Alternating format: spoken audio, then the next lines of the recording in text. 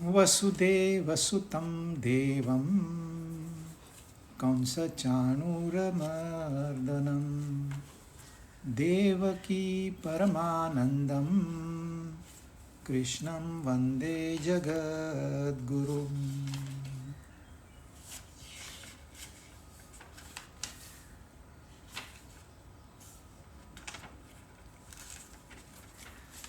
भगवत गीता 16 अध्याय हमने पूरे किए। अब हम जा रहे हैं 17वें अध्याय की तरफ। 16 completed, 17 we are going to start today। अभी इन दोनों में एक महत्वपूर्ण कनेक्शन ऐसा है कि पहले उन्होंने एक, जो परमात्मा सिर्फ एक है और कुछ है ही नहीं, अद्वितीय पुरुषोत्तम, वो हमारे सामने रखा। फिर संसार में दो प्रकार के लोग हैं, एक दैवी संपत्ति वाले, एक आसुरी संपत्ति वाले। अब इन आसुरियों में भी दो प्रकार है, तो टोटल अभी हो गए 3 प्रकार के लोग। इसको कहते हैं प्रकृति के 3 गुण। तो यह जो 17वां अध्याय है, यह 3 गुणों के बारे में बात करेगा, जो कि एक दैवी है और 2 आसुरी है। तो आप कह सकते एक देवी है, एक राक्षसी है, एक आसुरी है। परंतु उन्होंने बहुत ही स्पष्ट बात कही थी आखिरी के 2 श्लोकों में, शास्त्र विधि को छोड़कर यदि कोई मनमाना काम करता है, देखिए शास्त्र के अनुसार चलेंगे तो ये तो प्रूवन है, लिखा हुआ है, और ये हजारों सालों से इसके ऊपर बड़े महात्माओं ने स्टैंप लगाया है, तो इसमें कोई दोष आपको मिलेगा ही नहीं। परंतु शास्त्र विधि छोड़ देंगे, शास्त्र पढ़ेंगे ही नहीं, समझेंगे ही नहीं, तो मनमानी करनी पड़ेगी। कुछ ना कुछ तो आप करोगे। यदि मनमानी करोगे तो न तो सिद्धि प्राप्त होगी, न तो सुख प्राप्त होगा, न ही परम गति प्राप्त होगी, न ही अंतःकरण की शुद्धि होगी, न ही जीवन आपका सुखी होगा, और न ही आपका जो गोल है कि मुझे ऐसा आनंद चाहिए जो कभी कम न हो, वह गोल पूरा नहीं होगा। तो 3 स्टेज पे आप आगे बढ़ सकते हो यदि शास्त्रों को आप मानोगे और उनके अनुसार बर्ताव करोगे। इसलिए उन्होंने कहा शास्त्र प्रमाण है। यदि आपके मन में कोई भी शंका है, मैं क्या खाऊं, क्या पीऊं, कितना सोऊं, कहाँ जाऊं, ये सारा शास्त्र में बताया हुआ है, तो शास्त्र प्रमाण माना जाएगा। मैंने कहा हुआ नहीं, या किसी और गुरु ने, संत ने, स्वामी ने कहा हुआ नहीं, शास्त्र प्रमाण माना। परंतु संत महात्मा वही होते हैं जो शास्त्रों की बात करते हैं। परंतु आजकल तो किसी गुरु का कोई भरोसा नहीं, बाहर क्या है अंदर क्या है। इसलिए शास्त्र प्रमाण है, और शास्त्र में जो कहा है कार्य ये करिए, ये मत करिए, सीधे सीधे नहीं कहा है, वो अध्यारूत है, आप समझना है और फिर कार्य करना है। यह इस हिसाब से यदि हम कार्य करेंगे तो सिद्धि प्राप्त होगी, नहीं तो भी सुख तो प्राप्त हो ही जाएगा, मन शांत हो ही जाएगा। अब कोई कितना आगे बढ़ता है, कोई कितना स्पीड से जाता है, किसकी कितनी श्रद्धा है, कितना समय हम दे पाएंगे, कितनी प्रायोरिटी है हमारे जीवन में, ये सब बातों पे निर्भर है कि हम जिंदगी में सही जा रहे हैं या नहीं। उन्होंने कह तो दिया भाई शास्त्र विधि के अनुसार ही कार्य करना है, परंतु हर एक इंसान के लिए ये मुमकिन नहीं है कि वो शास्त्र पढ़े। मेजॉरिटी तो लोगों को शास्त्र क्या है यही पता नहीं। कितने लोगों ने गीता और महाभारत को देखा तक नहीं है, रामचरितमानस को देखा तक नहीं है। अरे पढ़ना समझना तो बहुत दूर है। मैं आपको थोड़े उदाहरण दूं। कुछ स्वामी, गुरु या अपने आप को महात्मा कहने वाले, इनका ये दावा है कि हमने शास्त्र पढ़े हैं, हमने शास्त्र समझे हैं, आप हमारे पास आओ, दान दक्षिणा दो, आपको हम शास्त्र समझाएंगे। वो क्लेम करते हैं और उन्होंने अपना जीवन भी स्पेयर किया है। कई लोगों ने तो विवाह भी नहीं किया। परंतु होता क्या है, एक स्वामी कहते हैं पूरे शहर में मेरी तस्वीर लगाओ, मेरी पब्लिसिटी करो, तो मेरे पास लोग आएंगे तो मैं शास्त्रों का ज्ञान दूंगा, पर पब्लिसिटी मेरी होनी चाहिए, पब्लिसिटी शास्त्रों की नहीं होनी चाहिए। दूसरे गुरु कहते हैं ऐसा मस्त वीडियो बनाओ फूलों सहित अट्रैक्टिव, लोग मेरा प्रवचन नहीं सुने तो फूलों को देख के तो आए, तो उन्हें मैं शास्त्र समझाऊंगा। तीसरे कहते हैं बड़ा एक शिवलिंग इतना बड़ा बनाओ, दुनिया में कोई ऐसा हो ही नहीं, वो शिवलिंग को देख के लोग आएंगे तो मैं उनको शास्त्र पढ़ाऊंगा। कोई मंदिर बनाता है, कोई मठ बनाता है, हर एक कोई टीवी पे अपनी पब्लिसिटी, घड़ी घड़ी दिन रात टीवी पे पड़े रहते हैं। एक स्वामी जिन्होंने बहुत बड़ा काम किया है, कईयों की जिंदगी को बदल दिया है, बुरे बुरे लोग सुधर गए। पर देखो शास्त्र में लिखा है शोषण नहीं करना है। एक स्त्री के शोषण के लिए सारा काया कराया लुप्त हो गया। पूरी जिंदगी उन्होंने मेहनत की। शास्त्र में ये नहीं कहा है कि स्त्री भोग नहीं लेना चाहिए, शादी नहीं, ये नहीं है, परंतु शोषण नहीं करना है। और उन्होंने भोग छोड़ो, भोग के लिए शोषण भी किया, फंस गए। अब मुझे बताओ, ये लोग क्लेम करते हैं हमने अपनी जिंदगी स्पेयर की है शास्त्रों के अध्ययन के लिए, हम सात्विक है, हम चाहते हैं लोग भी सुधरे, परंतु ये क्यों? मेरा नाम, धन, पैसा, बड़प्पन, ये क्यों? एक स्वामी दूसरे स्वामी से कभी बात नहीं करता। एक स्वामी के स्टेज पे दूसरा आदमी माइक पे नहीं आएगा। ये अहंकार क्यों?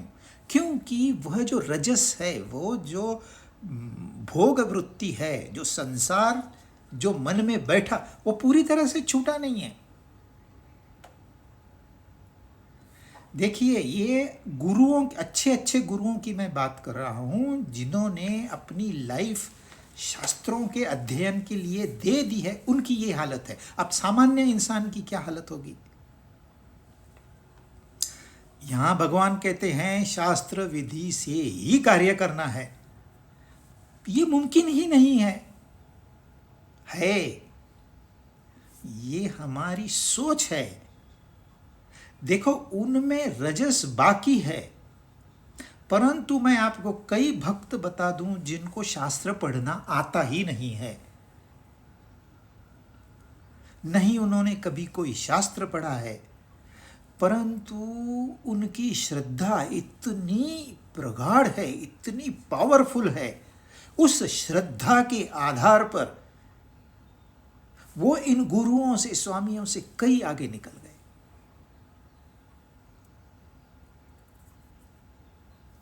गांव में है, अब कबीर के फॉलोअर्स को देख ली, गंवार लोग हैं, उनको पढ़ाई लिखाई आती नहीं, बस सुनते हैं।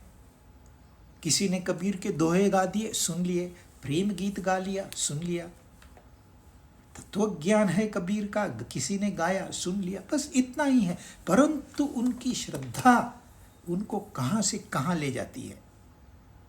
तो जब भगवान कहते हैं शास्त्र ही अथॉरिटी है, तो ये प्रश्न आता है, हमको शास्त्र नहीं आते, परंतु श्रद्धा है ना हमारी।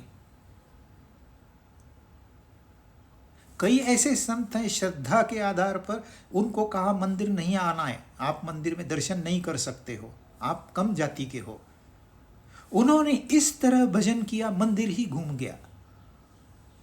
जिनको दर्शन मिल रहा था उनके सामने दीवार आ गई और इनके सामने दर्शन आ गया। कहानियां हो, कुछ भी हो, तो श्रद्धा इतनी पावरफुल है। अब ये जो गुरु महात्माएं हैं, इनके पास पुस्तकी ज्ञान तो बहुत है, पर श्रद्धा की कमी है।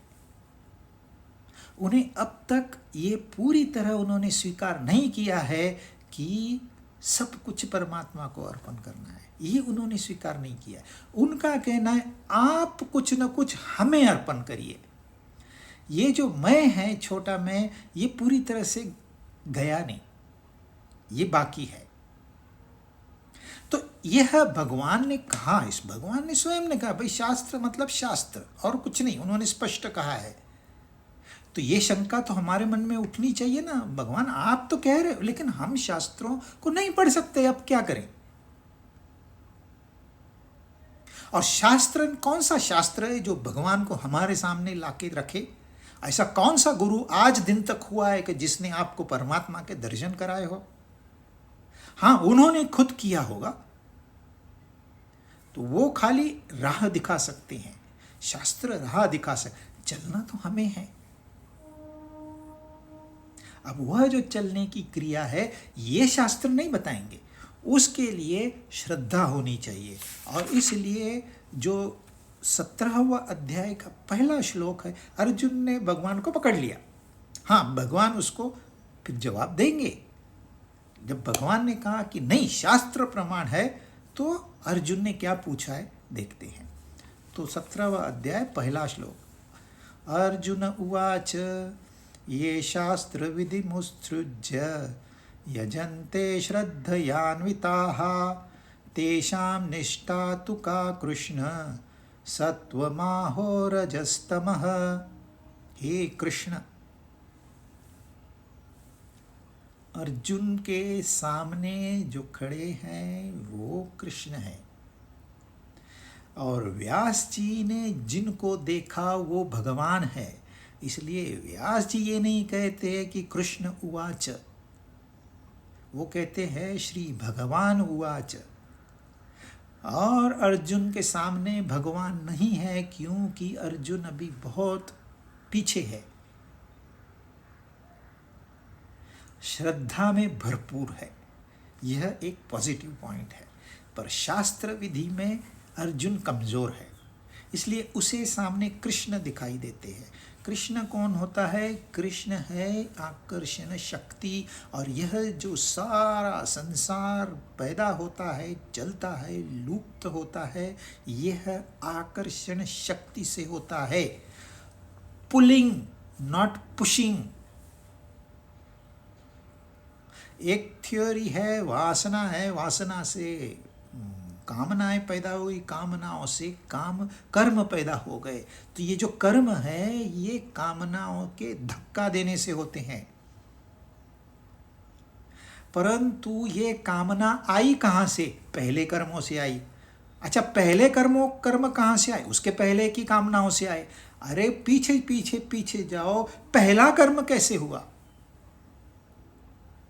तब तो कोई कामना नहीं थी। तो पुशिंग थियरी नहीं, पुलिंग थियरी चलती है संसार में।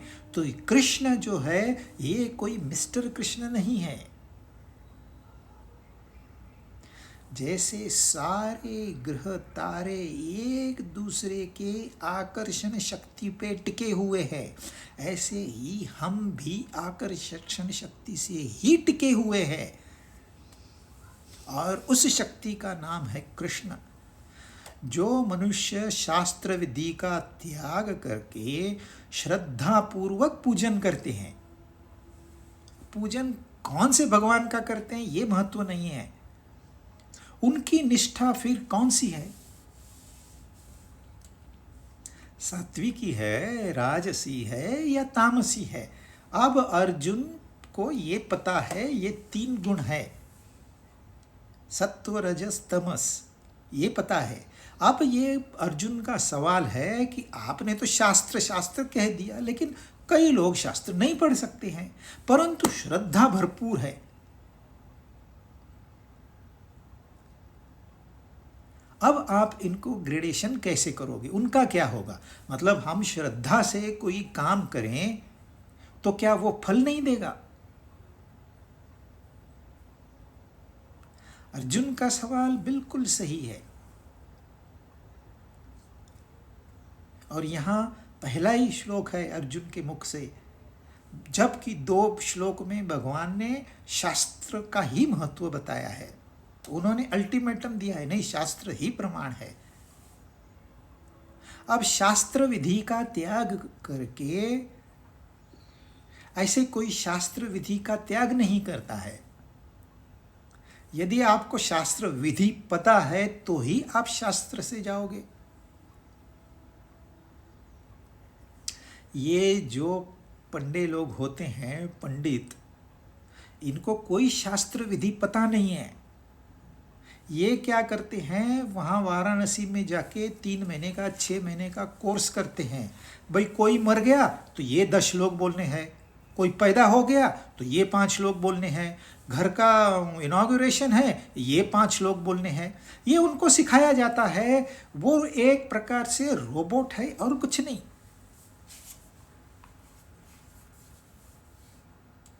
परंतु ये श्लोक आए तो शास्त्रों से है, ये किसी की मनगढ़ंत नहीं है, आए शास्त्र।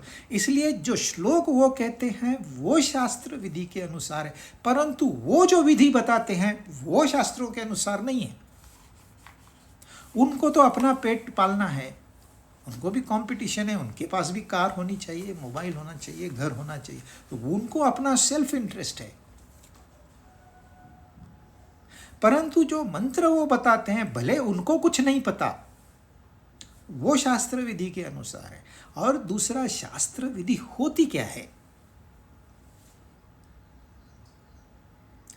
यदि कोई इंसान एक गुनाह करता है या गुनाह हो जाता है, फिर वो कोर्ट में जज के सामने खड़ा रहता है।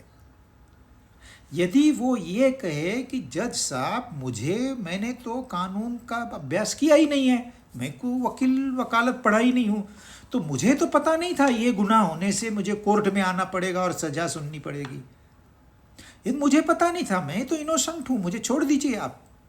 तो क्या जज उसको छोड़ देंगे? कदापि नहीं। परंतु कोई कोई बातें ऐसी होती है जो अनजाने में हो जाती है, और यदि जज ये जान ले कि नहीं ये पूरा का पूरा इनोसेंट है या किसी भलाई के लिए इसने गलती की है, तो जज उसको माफ कर देते हैं।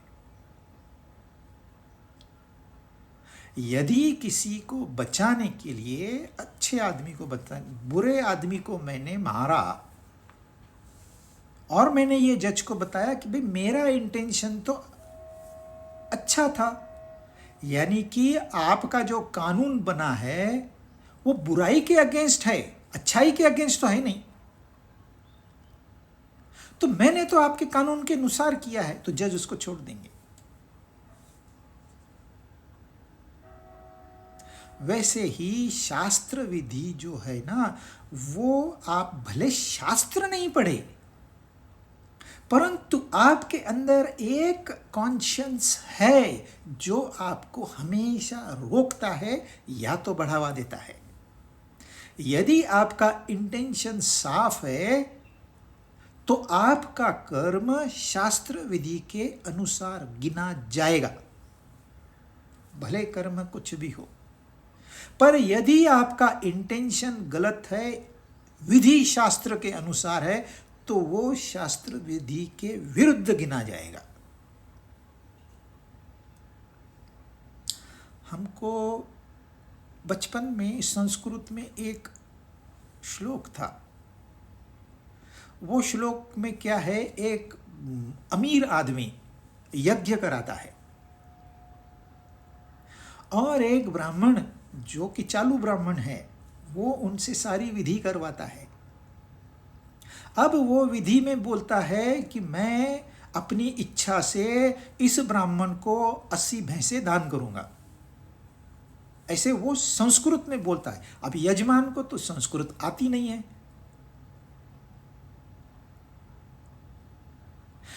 यजमान को संस्कृत नहीं आती, परंतु वहां जो ऑडियंस में एक इंसान बैठा है उसको संस्कृत आती है।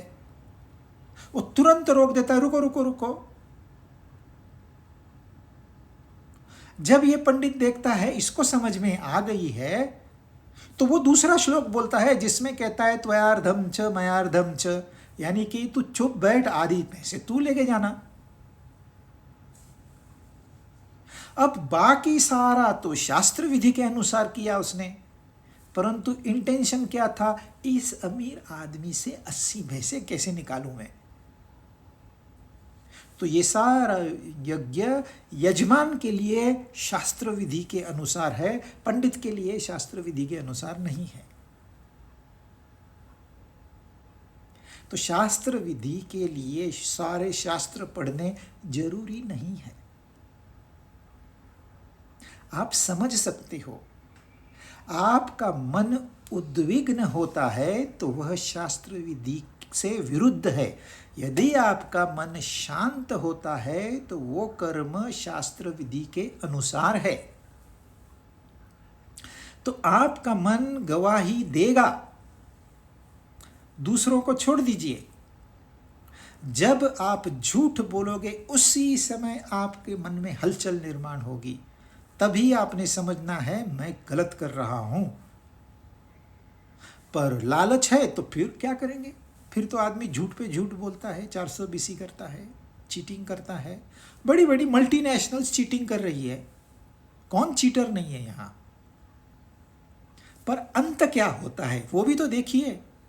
कितनी बड़ी मल्टीनेशनल्स है, billions and billions of dollar इकट्ठा तो किया, अब क्या खाएंगे क्या उनको खाने के लिए डॉक्टर ने मना किया, भोजन के लिए मना किया, कम खाओ, ये मत खाओ, वो मत खाओ। अरे भोजन नहीं कर सकते, पैसा क्या खाएंगे। अंत क्या हुआ। तो इसके लिए बहुत बड़ा दिमाग नहीं चाहिए कि शास्त्र पढ़ना है, एक एक बात लिख के रखनी है, बिल्कुल नहीं। जब जब आप पाप करोगे आपका मन तुरंत खड़ा हो जाएगा, ये गलत है। वो उद्विग्न रहेगा, दिन भर उद्विग्न रहेगा, रात को शायद नींद भी नहीं करने देगा।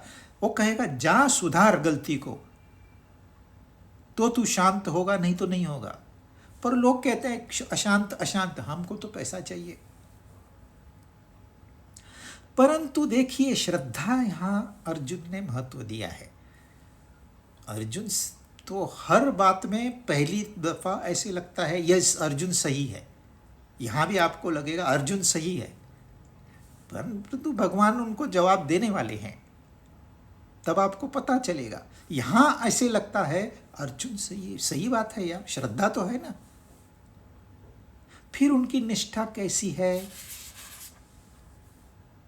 वो कैसे रहेंगे दुनिया में, कैसे होते हैं, क्या वो उनको तकलीफ होती है कोई, क्या वो नरक की तरफ जाते हैं या स्वर्ग की तरफ जाते हैं या ब्रह्मलोक की तरफ जाते हैं। यह अर्जुन का सवाल है, सही सवाल है।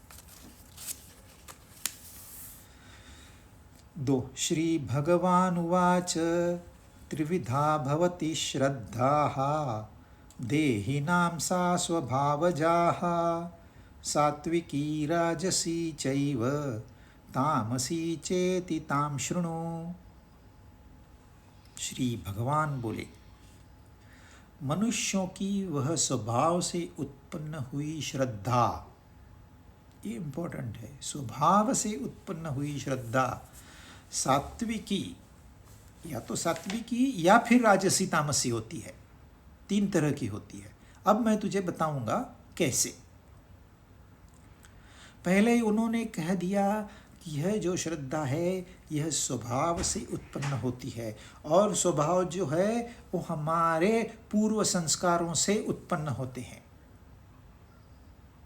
अब 2 घर है, एक घर, दोनों घर में बच्चे पैदा हुए एक ही साथ में, एक घर में वातावरण रहता है, सीरियल चालू है, फिल्म चालू है, गाने चालू हैं, इधर उधर की बातें कर रहे हैं, गपशप है, पार्टी का माहौल है, खाना है, पीना है।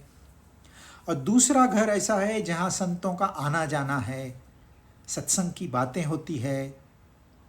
अब इन दो बच्चों को कुछ पता नहीं है।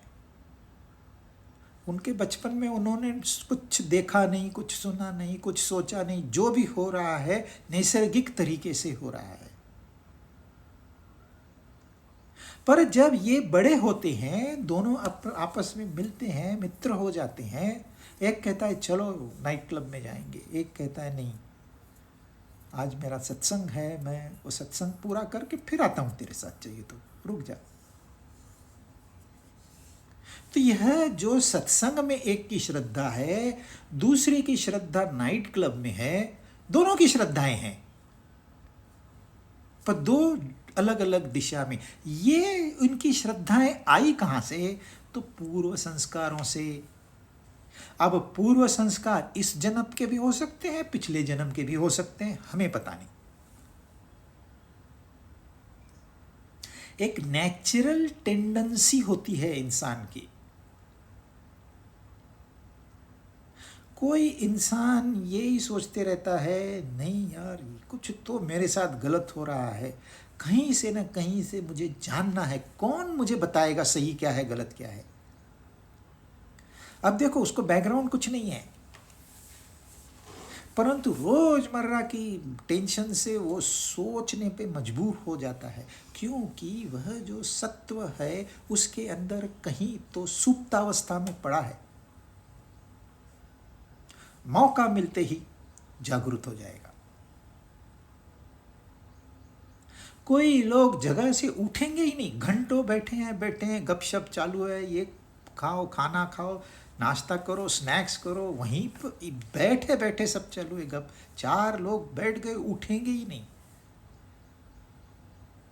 मेरे दोस्त के यहाँ में गया, कुछ हम पिकनिक मनाने, सुबह 7 बजे तो सब लोग उठ गए, गपशप शुरू की, 8 बजे पहला नाश्ता किया, 11 बजे दूसरा नाश्ता किया, उसके बाद उठे हैं जगह से। तो कहाँ से आए? यह जो उनकी जो तमस के ऊपर श्रद्धा है, ये पहले के कर्मों की वजह से है। तो सात्विकी, राजसी और तामसी, ऐसे 3 प्रकार की श्रद्धा इंसान के अंदर होती है। तीनों होती है, कोई कम कोई ज़्यादा। जिसमें सात्विक का प्रमाण ज़्यादा है उसे हम सात्विक श्रद्धा कहेंगे, जिसमें रजस का महत्व है उसको राजसिक श्रद्धा कहेंगे, जिसमें तमस ज़्यादा है उसको हम तामसिक श्रद्धा कहेंगे। तो आगे के श्लोक में वो बताते हैं इसमें भेद क्या है। सत्वानुरूपा सर्वस्य श्रद्धा भवति भारत, श्रद्धामयोऽयं पुरुषः यो यच्छ्रद्धः स एव सः। हे भारत, हे अर्जुन, सभी मनुष्यों की श्रद्धा अंतःकरण के अनुरूप होती है। पहले उन्होंने कहा स्वभाव के अनुरूप होती है, यहाँ कह रहे हैं सत्वानुरूपा, अंतःकरण के अनुसार, यानी कि वही बात है, अंतःकरण के अनुरूप होती है। यह मनुष्य श्रद्धा में है, जो जैसी श्रद्धा वाला है वही उसका स्वरूप है। अर्जुन ने पूछा उनकी निष्ठा कैसी होती है? जैसी श्रद्धा होती है वैसी निष्ठा होती है। जो चोर है वो चोरी से बाज नहीं आएगा। जो जुआरी है थोड़े पैसे दान में दे दो, पहले जुआ घर जाएगा, वो खाना भी बाद में खाएगा, वहां जाके जुआ शुरू करेगा फिर खाने का ऑर्डर देगा।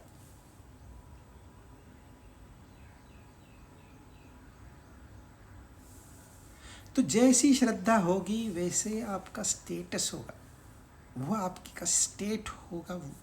That is how you will behave.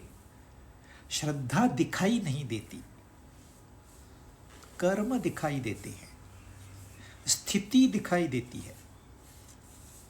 परंतु बगैर श्रद्धा के इंसान मुड़ेगा कहाँ पर, कहाँ से आया वो भी पता नहीं, कहाँ जाना है वो भी पता नहीं।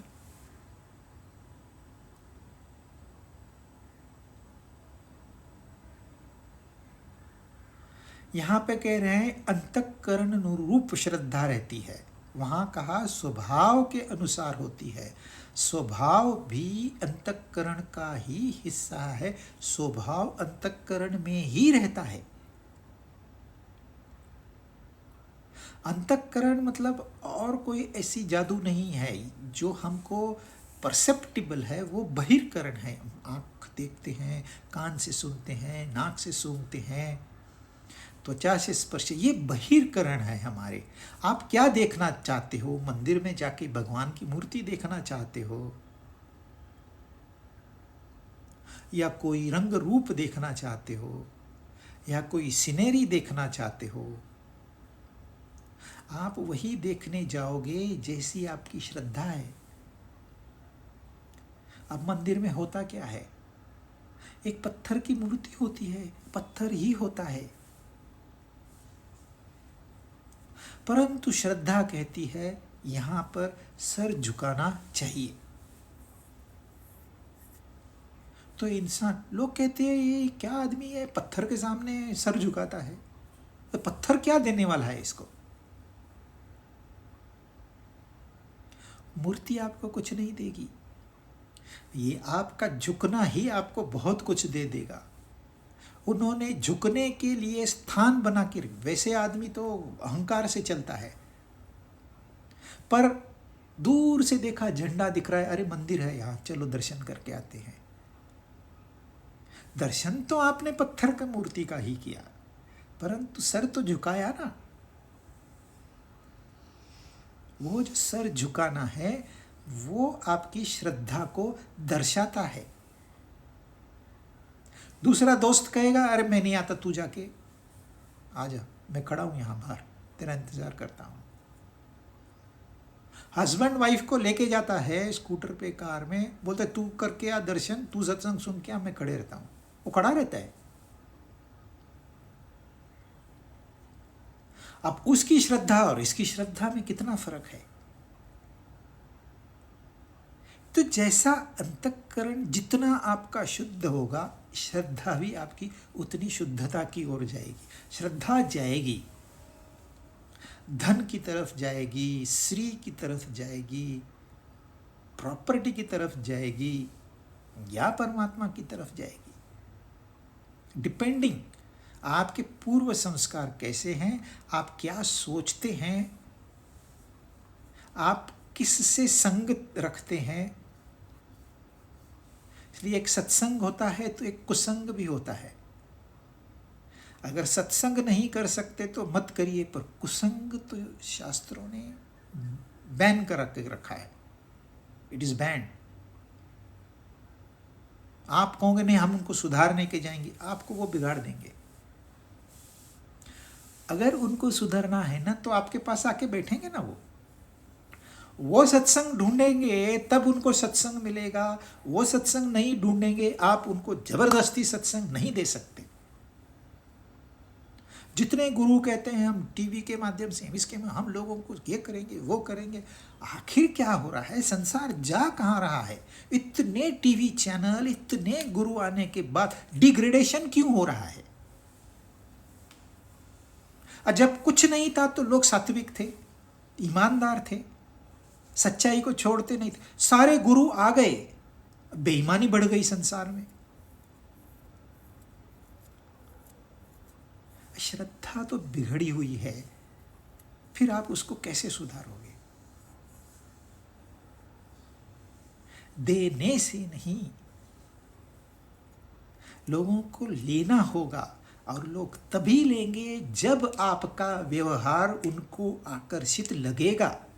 आप भले सत्संग कर रहे हो, आपका स्वयं का व्यवहार ढंग का नहीं है, पैसे के पीछे घूम रहे हो, इधर उधर देख रहे हो, स्टेज पे बैठ के आपका व्यवहार ठीक नहीं है, तो आपके पास सत्संग कहाँ से हुआ? सत्संग व्यवहार से होता है। आप अपना व्यवहार ऐसे रखिए कि लोग आकर्षित हो। अरे मंदिर बड़े बना के लोगों को आकर्षित किसके लिए होंगे? हमारी भी वास्तु बड़ी हो इसलिए आएंगे। इन्होंने बहुत कमाया, कुछ हमको भी मिल जाए, इनके शिष्य हो जाओ, थोड़ा बहुत तो मिल ही जाएगा। ऐसे आपके शिष्य है, मेरे हजारों शिष्य है, पर उनकी श्रद्धा क्या है? कमाना। कमाई बुरी नहीं है, जो आड़ में कमाते हैं हम, जिसको ऊपर की कमाई कहते हैं, वो बुरी है। आपका इंटेंशन बुरा है। पैसे में कोई ताकत ही नहीं है तो ज्यादा और कम से कोई फर्क नहीं पड़ता है। जिनके पास नहीं है वो भी तो खुशी से जीते हैं। तो धन में कोई वैसी ताकत नहीं है कि आपको खुश कर दे, आपके मन को शांत कर दे। वो ताकत धन में है ही नहीं। तो उसको बुरा कहने से क्या होगा? परंतु बुरी नजर से धन को देखते हैं लोग, वो बुराई है। तो जैसा आपका अंतःकरण होगा उस प्रकार से आपकी श्रद्धा होगी। जैसी आपकी श्रद्धा होगी वैसे आपके कर्म होंगे। जैसे आपके कर्म होंगे वैसे आपको फल मिलेंगे। जैसे आपको फल मिलेंगे वैसे आप फिर कर्म के लिए प्रोत्साहित हो जाओगे। वैसी आपकी श्रद्धा बढ़ती जाएगी। एक ने 100 रुपया करप्शन मांगा, मिल गया आसानी से, अब बोलता है मैं 200 मांगूंगा, रेट बढ़ गया है। फिर बोलता है मैं 500 मांगूंगा, फिर बोलता है मैं 1000 मांगूंगा। कोई लिमिट भी है उसको? कोई लिमिट नहीं है।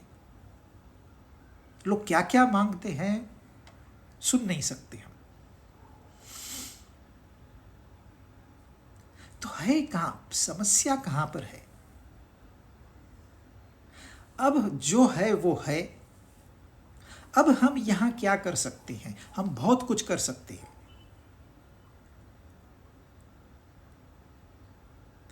यह संसार है ना, यह परिवर्तनशील है। प्रकृति वो होती है जो परिवर्तनशील है। यदि परिवर्तनशीलता नहीं है तो वो प्रकृति नहीं है। तो परिवर्तन अगर संसार का नियम है तो मेरे अंतःकरण में ये जो सत्व रजस तमस बैठे हुए हैं कुछ एक प्रोपोर्शन में, उनमें भी तो बदल आ सकता है। बहुत जल्दी आ सकता है। आज मैं अगर तामसिक हूं तो मैं राजसिक हो सकता हूं। बहुत ज्यादा मेहनत नहीं है इसमें। परंतु श्रद्धा ऐसी है ना, वो उसको होने नहीं देती। एक पुरानी बात है, एक कंपनी में उन्होंने इंसेंटिव स्कीम रखी थी। भाई 8 घंटे के ड्यूटी में आपने इतना उत्पादन किया तो ये आपकी पगार जस्टिफाई होगी। अब आप उससे इतना ज़्यादा करो, इतने ज़्यादा पैसे मिलेंगे, और इतना ज़्यादा करो और इतने ज़्यादा पैसे मिलेंगे। इंसेंटिव स्कीम कहते हैं उसको। इंसेंटिव स्कीम लगा दी। जिस दिन इंसेंटिव स्कीम लगाई दूसरे दिन 10% प्रोडक्टिविटी बढ़ गई। फिर थोड़े दिन के बाद 20% बढ़ गई। फिर तीसरे थोड़े दिन के बाद 25% बढ़ गई। अब बढ़ने का नाम नहीं। 1 महीना, 2 महीना, 6 महीना, साल, 1.5 साल, उसके आगे बढ़ने कोई। अरे बढ़ाओगे तो आपको पैसे, अच्छा बढ़ाने की गुंजाइश है, क्योंकि हार्डली लोग 4 घंटा काम करते हैं, ये सबको पता है। उनको भी पता है, मैनेजमेंट को भी पता है कि ये तो 4 घंटा काम करते हैं तभी 25% एक्स्ट्रा मिलता है। तो उन्होंने यूनियन से बात की, सब सब सब हो गया, सब फेल हो गया। तो किसी ने आइडिया निकाली कि यहाँ हम एक डिस्प्ले करते हैं। उस डिस्प्ले में जो लेटेस्ट गैजेट्स हैं, बोलो मटेरियल है, उसका डिस्प्ले करते हैं विथ प्राइसेस। और वो हफ्ते पे भी मिलेगा आपको, इंस्टॉलमेंट पे भी मिलेगा। ऐसे वो लोग एक डिस्प्ले करते हैं। कुछ टीवी रख दिया, वीसीआर रख दिया, कुछ कुछ चीज़ें रख दी उन्होंने। जैसे ही वो चीज़ें यहाँ डिस्प्ले हो गई, प्रोडक्टिविटी बढ़ गई।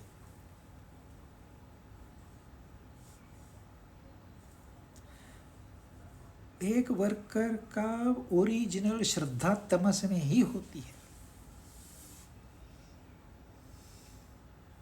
पर उसको उभारा जा सकता है, क्योंकि यहाँ परिवर्तनशीलता मौजूद ही है।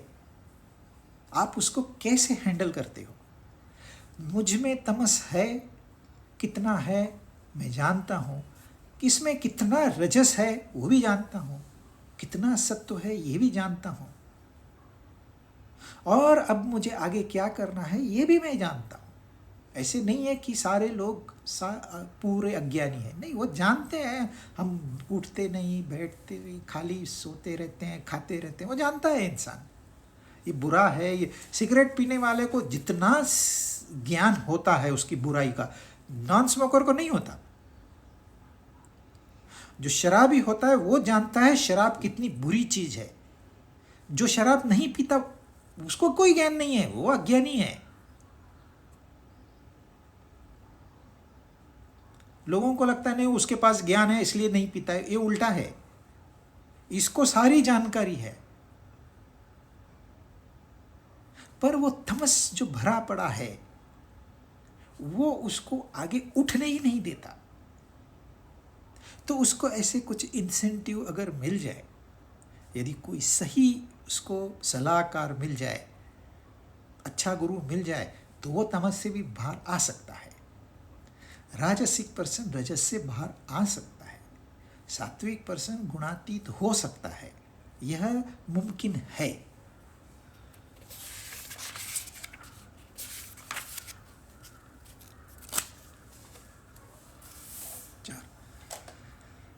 यजन्ते सात्विका देवान् यक्षरक्षांसि राजसाः प्रेतान् भूतगणांश्चान्ये यजन्ते तामसा जनाः। सात्विक मनुष्य देवताओं का पूजन करता है, राजसिक यक्ष और राक्षस इनकी पूजा करता है, और तामसिक प्रेत और भूत गणों की पूजा करता है। अब थोड़ा सा तामसिक, राजसिक, सात्विक, ये टॉपिक हमने पहले कवर किया हुआ है, पर 1-2 मिनट फिर से उसको हम देते हैं। ये 3 ग्रेडेशन है और ये प्रकृति में मौजूद है। A class people, B class people, C class people, ये प्रकृति में मौजूद है, यह इंसान ने नहीं बनाया है। ग्रेडेशन आपको लगा है ये लोअर है, ये अपर वाले ने इनको लोअर कहा है, ऐसे नहीं है।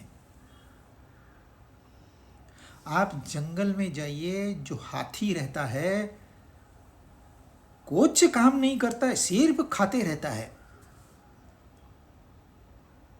और पूरा जंगल का जंगल चट कर जाता है, 2-4 पेड़ गिरा देता है।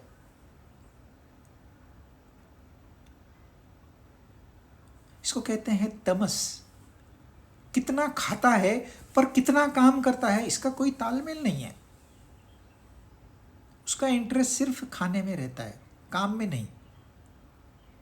फिर कोई कोई होशियार लोग रहते हैं उसको काम पे लगाते हैं, पर ज़्यादातर डेकोरेटिव काम में हाथी रहता है। बहुत ऐसे कुछ नहीं कि इतना बड़ा हाथी कोई 10 टन का वजन यहाँ से यहाँ सुबह से शाम तक ढोए, ये नहीं होता है। हाँ, अंबारी लगाएंगे, राजा को बिठाएंगे या राजा जैसे इंसान को बिठाएंगे, घुमाएंगे, प्रदर्शन करेंगे, इतना छोटा सा काम वो करता है। इतना बड़ा हाथी खाता कितना है और काम कितना करता है? तमस।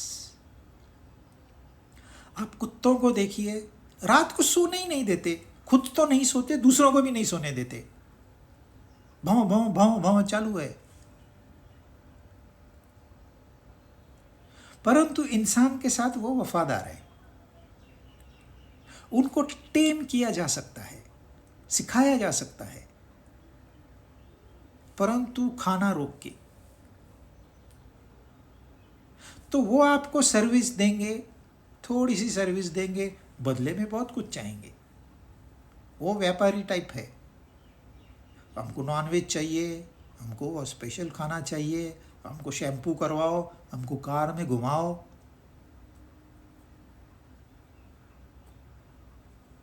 रजस।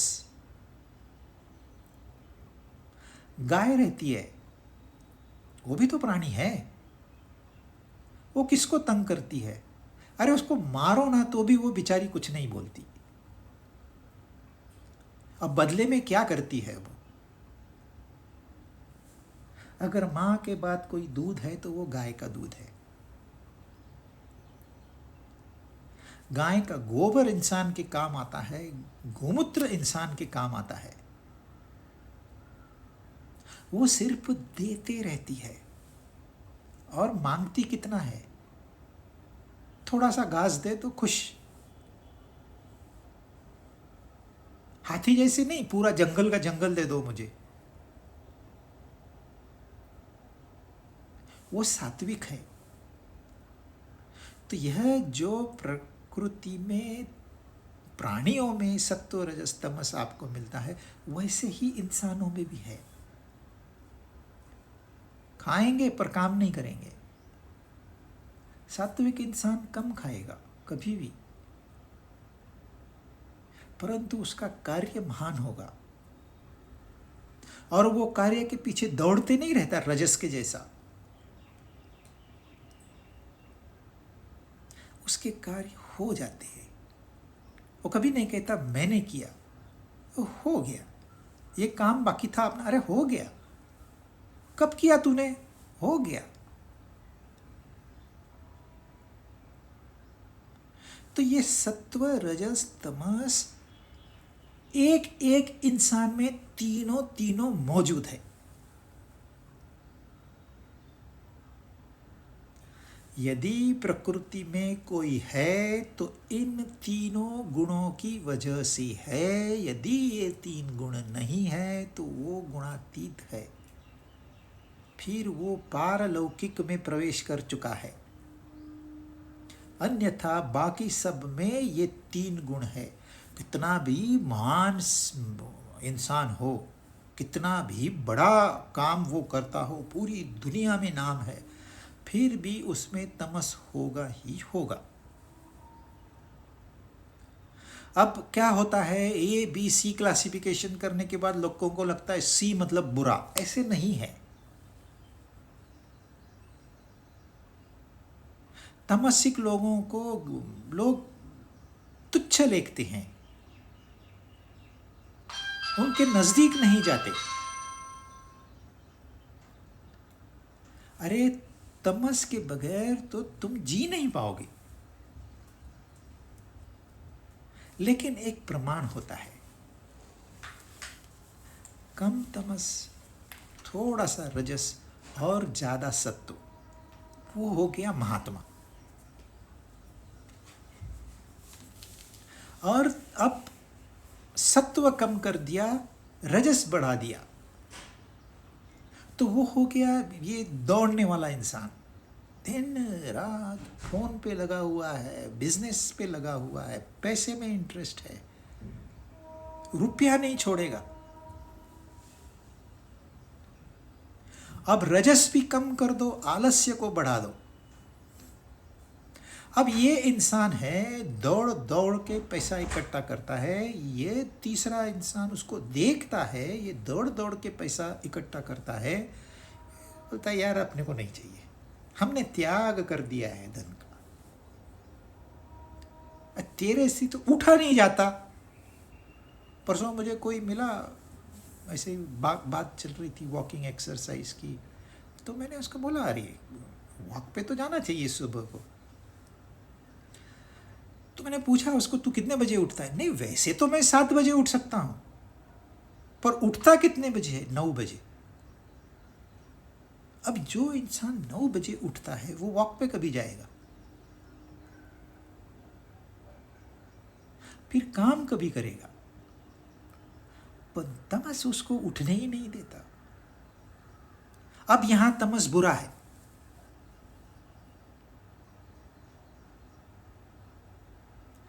तो सात्विक पर्सन में सत्व का प्रमाण ज्यादा होता है, परंतु होते तीनों मौजूद है। राजसिक पर्सन में रजस ज्यादा होता है, होते तीनों मौजूद है। जो तामसिक से तामसिक भी होता है ना, उसमें भी सत्व मौजूद होता है। देखिए, कुंभकर्ण खाता था फिर सो जाता था। उसको उठाना मतलब एक बड़ा काम था। पर उसने भी जब उसको पता चला है सीता को रावण ने भगाया है युद्ध का मैदान, तब भी उसने रावण को सही सलाह दी। तामसिक से तामसिक पर्सन में भी सत्व मौजूद होता है, तो एक्सप्लॉइट करना है सत्व को। कैसे भी करो आप, गलत रास्ते से भी तमस को त्यागना पुण्य का ही काम है। तो कैसे पता चलता है इनके बाहरी व्यवहार कैसे हैं, ये भगवान बता रहे हैं। जो सात्विक होता है वो देवताओं का पूजन करता है। अब ये देवता कौन है? आप कोई भी, मैं हनुमान का भक्त हूं, ये सात्विक गुण है। मैं शंकर को पूजता हूँ, शंकर जहाँ होंगे मैं वहाँ जाता हूँ, जहाँ जहाँ शंकर का प्रवचन होता है मैं सुनने जाता हूँ, मैं शंकर का भक्त हूँ। ये थोड़ा सा सत्व है। भले समझता कुछ नहीं है, परंतु इंक्लिनेशन तो है। और एक होता है जो सीधे परमात्मा से कांटेक्ट करता है, देवताओं से नहीं। देवता अनेक है, 33 प्रकार के देवता है, हमने पढ़ा हुआ है। इंद्रिय है, पंचमहाभूत है, ये सारे देवताएं हैं। जैसी आंख की देवता सूर्य है, त्वचा की देवता वायु है, आंख की देवता अग्नि है। तो जो आंख की रोशनी बढ़ाता है वो अग्नि की पूजा करता है। ऐसे नहीं है आप मंदिर में गए तो ही आपने पूजा की, आप जहां बैठे हो वहीं आप पूजन करते हो, मुझे ये चाहिए। आपके मन में विचार चल रहे हैं, परंतु सात्विक अगर विचार करेगा तो वो विचार देवताओं के संबंध में होगा। इसको कहते हैं पूजा। पूजा करना मतलब थाली लेके जाना और फिर हार चढ़ाना, फिर अगरबत्ती लगाना, इतनी तक पूजा नहीं है। कुछ कुछ लोगों को उपासनाएं दी जाती है ताकि बेसिक्स उनके क्लियर हो। और जो मिडल लोग हैं राजसिक, ये यक्ष और राक्षस, इनकी पूजा करते हैं। ये यक्ष और राक्षस कौन है? अब राक्षस जो है असुर, असुर से ऊपर राक्षस, राक्षस से ऊपर यक्ष, यक्ष से ऊपर देवता। अब देव जो सात्विक लोग हैं देवताओं की उपासना करेंगे, और जो राजसिक है या तो यक्षों की, यानी कि जैसे कि कुबेर हो गया, 2 नंबर का धन चाहिए तो वो इंसान कुबेर की पूजा करता है। अगर शांति चाहिए धन के साथ तो वो सात्विक हो गया, वो लक्ष्मी की पूजा करेगा। तो लक्ष्मी की पूजा करना सात्विक हो गया, कुबेर की पूजा करना ये राजसिक हो गया यक्षों की। और राक्षस भी होते हैं। ये राक्षस खाली स्वार्थ के लिए जीते हैं, सारे कर्म उनके स्वार्थ प्रेरित होते हैं। धन चाहिए तो मुझे धन चाहिए। एक टाइम कुबेर ठीक है, लेकिन ये कुबेर से भी बुरे रहते हैं। वहाँ आपको कहानियों में राक्षस बताएंगे, काले भद्दे मोटे, ऐसे दांत बाल उनके बड़े हुए, आंखें लाल। एक्चुअली ऐसे नहीं रहते। राक्षस बहुत हैंडसम होते हैं, दिखने में बहुत सुंदर दिखते हैं। सिनेमा में विलन भी होगा ना तो हैंडसम को ही लेते हैं, वैसे अगली इंसान को नहीं लेते। सुंदर दिखना चाहिए। तो राक्षस लोग भी सुंदर होते हैं, परंतु अंतःकरण सुंदर नहीं है, वो अगली है। वो बताने के लिए उन्होंने ऐसे मॉडल्स बनाए हैं राक्षसों के। परंतु ये डिग्रेडेशन है। अब तामसिक लोग जो हैं भूत और प्रेत इनकी पूजा करते हैं। ये भूत और प्रेत क्या है? यहाँ एक महाराज है, दुकान डाल के बैठे हैं, वो जो मोर पंख वाला झाड़ू है उसके हाथ में, और बहुत सारी महिलाएं आती है, प्रेग्नेंट महिलाएं आती है उनके पास, वो झाड़ू सर पे रखते हैं, बोलते तेरे को पुत्र होगा। 100 महिलाएं आ गई, 100 के 100 को बता दिया उसने तेरे को पुत्र होगा। अब इसमें से 50 महिलाएं तो दान दक्षिणा थाल में लेके आई, क्योंकि प्रिडिक्शन किया था इसने पुत्र होगा।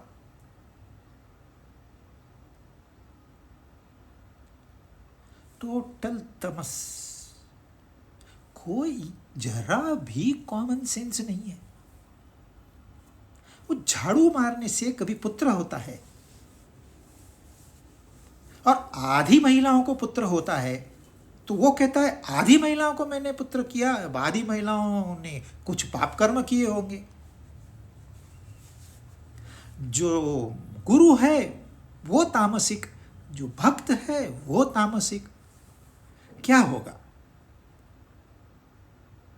ये तो मैंने बहुत अच्छा उदाहरण दिया, तामसिक लोगों को बारे में बहुत अच्छा उदाहरण दिया। इससे गंदे गंदे काम करते हैं, वो भरामती करते हैं, वो कुछ तो मुर्गा काटेंगे यहाँ पर और उनका गुरु बताता है ये चाकू उसके ऊपर चलेगा, ऐसी पूजा करते हैं। फिर तावीज पहनेंगे, फिर माला पहनेंगे, फिर को कौन सा बोलते हैं रक्षा कवच, एक धागा बांध दिया हो गया सुरक्षा। धागा तो आपको पूरी सुरक्षा देगा? अरे धागा बांध के बाहर निकलते हो, गंदे विचार आते हैं आपके मन में, कहाँ से सुरक्षा? जो धागा बांधने वाला होता है ना, वो बोलता है थाली में 100 रुपया डालो धागे बांधने के, वो खुद लालची है, वो खुद राक्षस है। और राक्षस आप दक्षिणा मांगने के लिए सुरक्षा देता है आपको, सुरक्षा के लिए सुरक्षा नहीं दे रहा।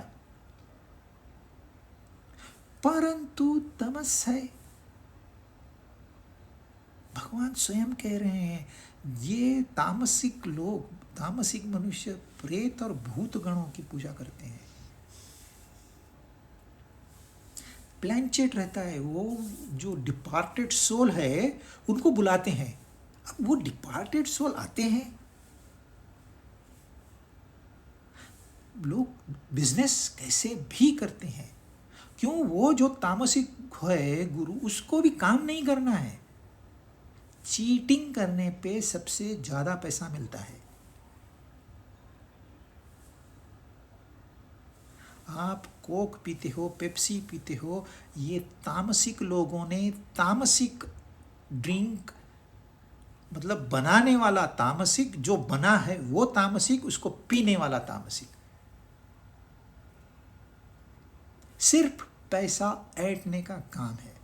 और अमेरिका बोलती है आपको कुछ मदद चाहिए, पहले हमारा कोक आपके इसमें ले लो, नहीं तो हम आपको मदद नहीं करेंगे।